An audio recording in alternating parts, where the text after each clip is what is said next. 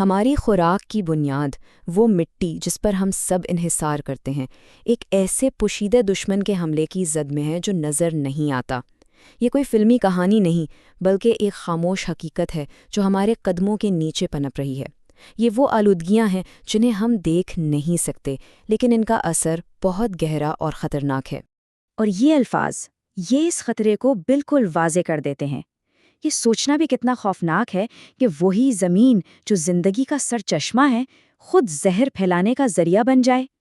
یہ ایک ایسا بحران ہے جو خاموشی سے ہمارے پاؤں تلے جڑیں پکڑ رہا ہے۔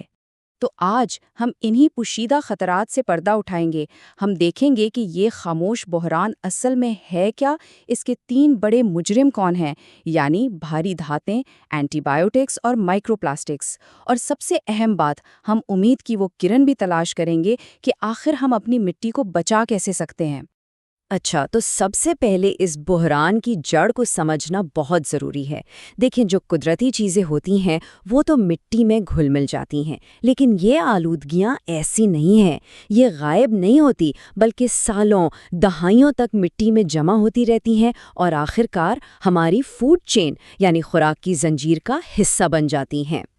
اور یہ ہوتا کیسے ہے؟ اس راستے کو سمجھیں جسے مٹی، پودا، جانور، انسان کا تسلسل کہتے ہیں۔ یہ بالکل ایک زنجیر کی طرح ہے۔ جو کچھ بھی مٹی میں جاتا ہے وہ فصلوں میں، پھر ان فصلوں کو کھانے والے جانوروں میں اور آخر میں ہمارے اپنے جسموں میں پہنچ جاتا ہے۔ مطلب مٹی کی صحت اور انسانی صحت یہ کوئی الگ الگ چیزیں نہیں ہیں، یہ ایک ہی کہانی ہے۔ تو آئیے اپنے پہلے دشمن سے ملتے ہیں، بھاری دھاتیں۔ ان کے بارے میں سب سے خطرناک بات جانتے ہیں کیا ہے؟ یہ کہ یہ کبھی بھی قدرتی طور پر ختم نہیں ہوتی، یہ ہمیشہ کے لیے ماحول میں موجود رہتی ہیں۔ تو سوال یہ ہے کہ یہ خطرناک دھاتیں ہماری زمینوں تک پہنچتی کیسے ہیں؟ اس کا جواب ہماری صنعتی اور زرعی سرگرمیوں میں چھپا ہے۔ کان کنی، فیکٹریوں سے نکلنے والا دھواں اور خاص طور پر وہ کھادیں جو ہم استعمال کرتے ہیں، فاسفیٹ کھادیں جو فصلوں کی پیداوار بڑھانے کے لیے ضروری سمجھی جاتی ہیں، اکثر کیڈمیم اور سیسے جیسی دھاتوؤں سے بھری ہوتی ہیں، اور وقت کے ساتھ ساتھ یہ زہر ہماری زرعی زمینوں میں جمع ہوتا رہتا ہے۔ اب ذرا اس زہر کے سفر کو دیکھیں۔ یہ کھادوں کے ذریعے کھیتوں میں آتا ہے، مٹی میں جمع ہوتا ہے، اور جب مٹی تھوڑی تیزابی ہو تو پودے اسے بڑی آسانی سے اپنے اندر جذب کر لیتے ہیں۔ جنوبی ایشیا میں آرسینک ملے پانی سے چاول کی کاشت اس کی ایک بہت ہی خوفناک مثال ہے، جس کے نتائج لاکھوں لوگوں کے لیے سنگین بیماریوں کی صورت میں نکلتے ہیں۔ اور یہ بیماریاں کوئی معمولی نہیں ہیں۔ گردوں کے ناکارہ ہونے سے لے کر اعصابی نظام کی خرابیوں تک، اور یہاں تک کہ کینسر کا بڑھتا ہوا خطرہ، آلودہ مٹی میں اگائی گئی خوراک کھانے کے نتائج بہت ہی سنگین ہو سکتے ہیں۔ اچھا، اب صنعتی آلودگی سے ہٹ کر ایک ایسے مسئلے کی طرف آتے ہیں جو جدید زراعت سے پیدا ہوا ہے۔ یہ ہے اینٹی بائیوٹکس کا خطرہ جو ہماری مٹی میں سپر بگز کو جنم دے رہا ہے۔ یہ وہ بیکٹیریا ہیں جن پر ہماری سب سے طاقتور دوائیں بھی بے اثر ہو جاتی ہیں۔ یہ موازنہ مسئلے کو بالکل صاف کر دیتا ہے۔ جانوروں کا گوبر صدیوں سے ایک بہترین قدرتی کھاد مانا جاتا رہا ہے، لیکن آج جب جانوروں کو بڑے پیمانے پر اینٹی بائیوٹکس اور ہارمونز دیے جاتے ہیں تو وہ ان کے فضلے کے ذریعے سیدھا ہماری مٹی میں پہنچ جاتے ہیں۔ یوں ایک روایتی فائدہ مند چیز ایک جدید خطرہ بن گئی ہے۔ جب یہ اینٹی بائیوٹکس مٹی میں پہنچتی ہیں تو وہاں موجود بیکٹیریا بھی زندہ رہنے کا کوئی نہ کوئی طریقہ ڈھونڈ ہی لیتے ہیں۔ وہ اپنے اندر کچھ خاص دفاعی جینز پیدا کر لیتے ہیں جنہیں ARGs کہتے ہیں۔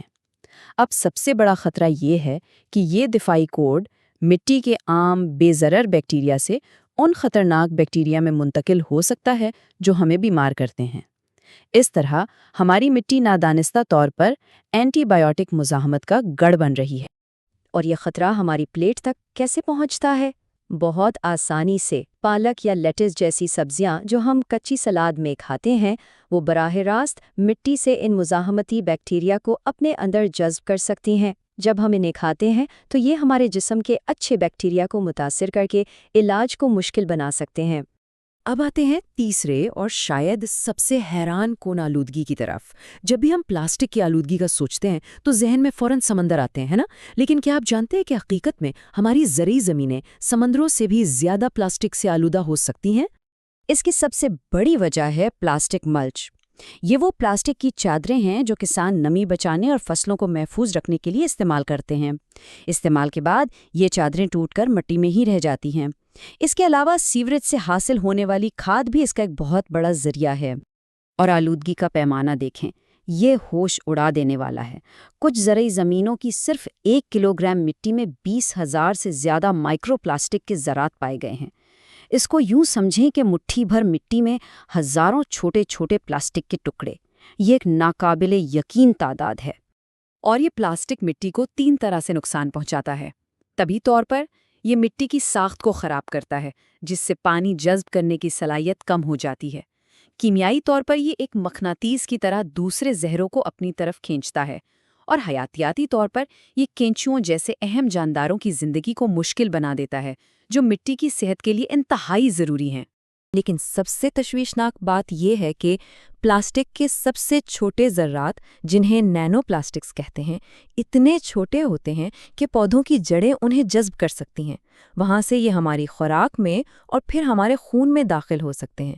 یہ پلاسٹک کی آلودگی کو صرف ایک ماحولیاتی مسئلہ نہیں، بلکہ ایک گہرا انسانی صحت کا مسئلہ بنا دیتا ہے۔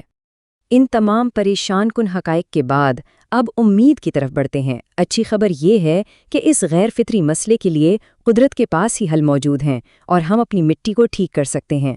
تو اب سب سے بڑا سوال یہی ہے کہ کیا ہم اس نظر نہ آنے والی گندگی کو صاف کر سکتے ہیں؟